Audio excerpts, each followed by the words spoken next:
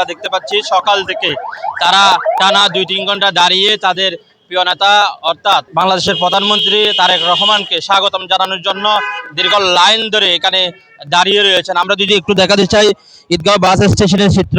Eidgaon bus station থেকে গরুবাজার পর্যন্ত মানুষের তারা ব্যানার নিয়ে রাস্তার দুই পাশে দাঁড়িয়ে রয়েছেন এবং আমরা দেখতে পাচ্ছি উপজেলার বিভিন্ন এলাকা থেকে নেতাকর্মীরা সহ সাধারণ মানুষ সেখানে তাকে দেখতে এসেছেন। আমরা যদি একটু তাদের সাথে কথা বলতে চাই, আমরা যদি একটু কথা বলবো। মানে আর মেরাডোনের আঘাত আর তারপরে মানে ইয়ার মধ্যে বাদ দিয়ে আজ তারেক রহমানের রোড অবস্থান করে দিচ্ছি। আমরা আইন শৃঙ্খলা পরিবেশটা শান্ত চাই, সবচাইতে আমাদের প্রধানমন্ত্রী দীর্ঘায়ু কামনা করি।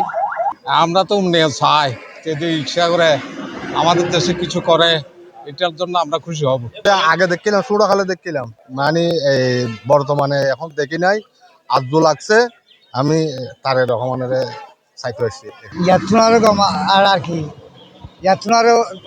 আর কি এই তোমার বিষয় আজ যা দুনিয়া যাচ্ছি মানে আর তো আর আসছি বগুমা তলিত এটা এক দিয়ে আসছি আর কখনো দাবি নাই আর শুধু নজর দেখি বললাম নজর চাই করলাম আছে।